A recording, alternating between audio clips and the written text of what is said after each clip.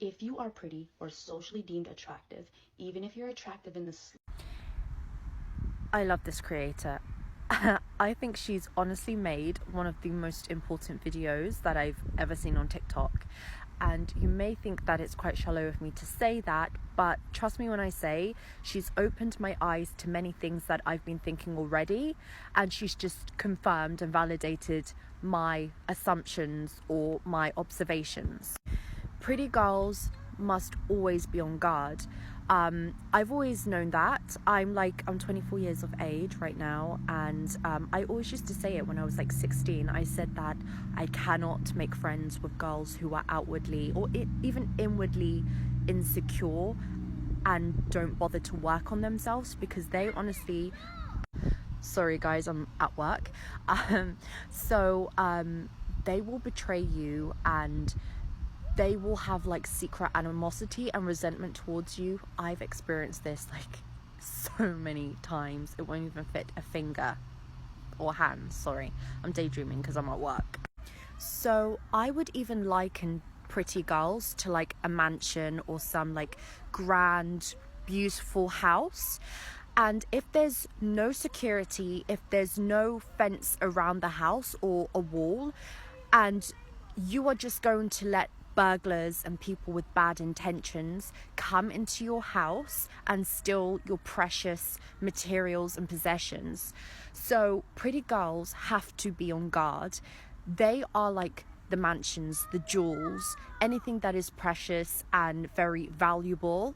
So that's why I say, don't just be friends with anyone or everyone, because there is a Judas Iscariot in that camp somewhere. You don't know yet, or maybe you do know, but you're kind of second guessing yourself because you're very kind-hearted and you want everyone to experience your greatness. But not everyone has a pure mind like you, and as a woman who is beautiful, you just have to be on guard. Of course, be kind, be courteous, be a wholesome human being, but also be on guard.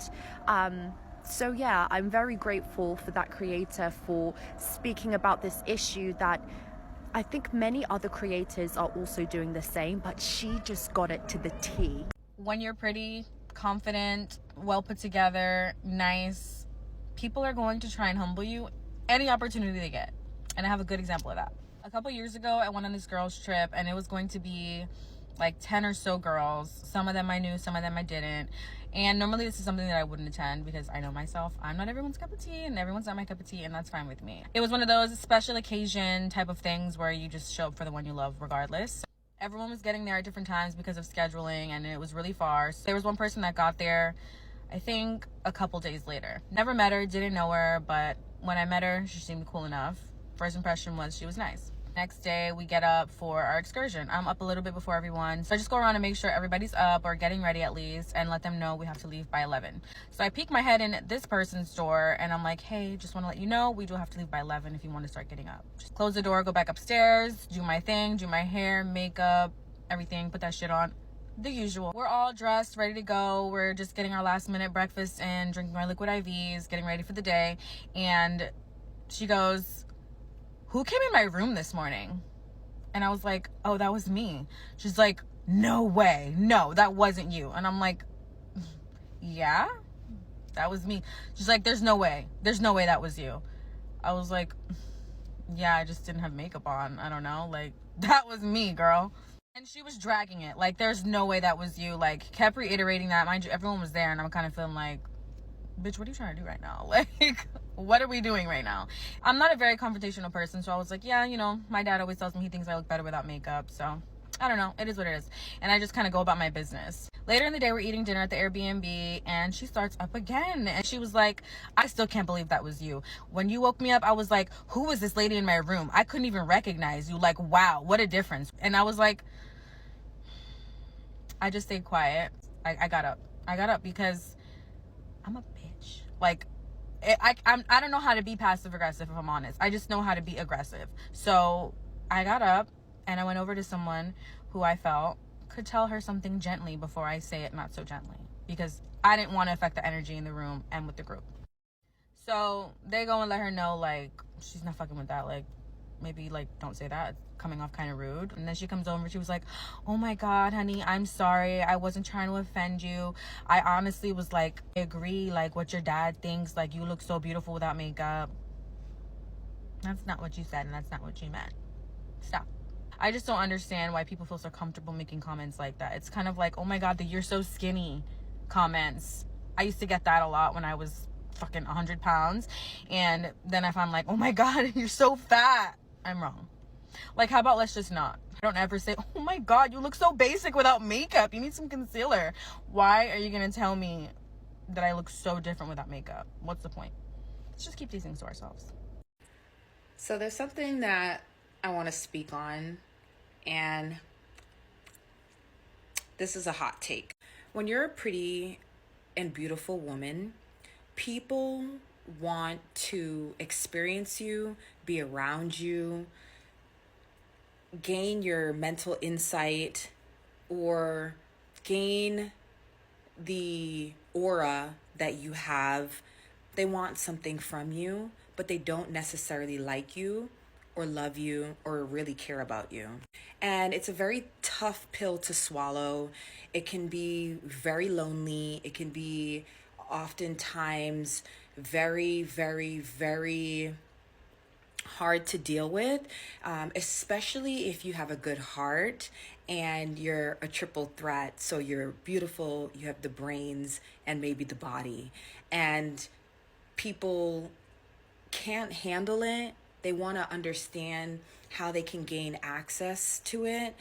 And they do that by either befriending you. Men will pretend that they want to love you or marry you or all of these things. But in reality, they just want to experience you for their own benefit, for their own ego to say that they did. But then in reality, they never really liked you. They never really cared for you. They never really wanted more from you than just the ability to say, yeah, I had that. And then when it comes for female friendships and women, this can play out in a similar way, but really it's more so, oh, I just have access to this person. I get to do certain things that they do. They put me on to all the hot things that are cool, or how to dress, how to this, how to that.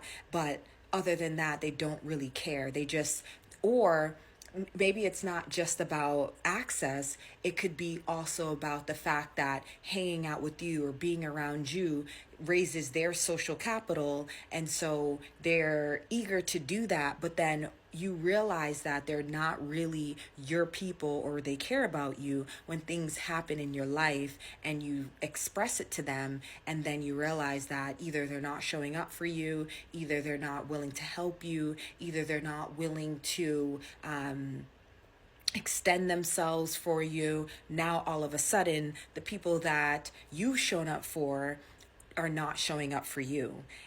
Or the people that you would think would be there are now suddenly gone, ghost.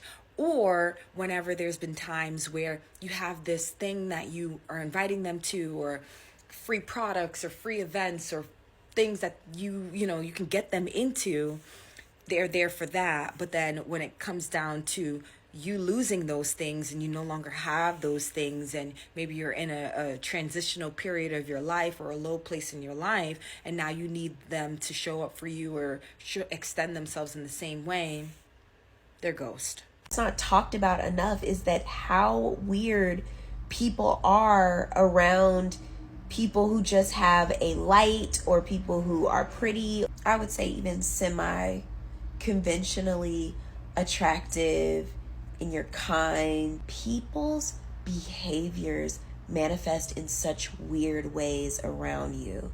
And if you have strong discernment, you can always pick up on what somebody is really doing. I'm talking about behaviors like if you're speaking to someone and then someone else tries to interrupt you multiple times, and it becomes like a repeated behavior over and over and over. If you are having a specific conversation about a specific topic and then someone else tries to change the topic, people trying to ignore you on purpose, It's just things that you notice and you pick up on, and you're like, why are you doing that? It's behaviors that are so subtle and so small that you can't really call out because it would make you look crazy. You know what your experience is. I really feel for people who are super and uber attractive, because I'm sure they have to deal with things on an every single day basis that are like that. They become distrustful because of it. People are very, very weird,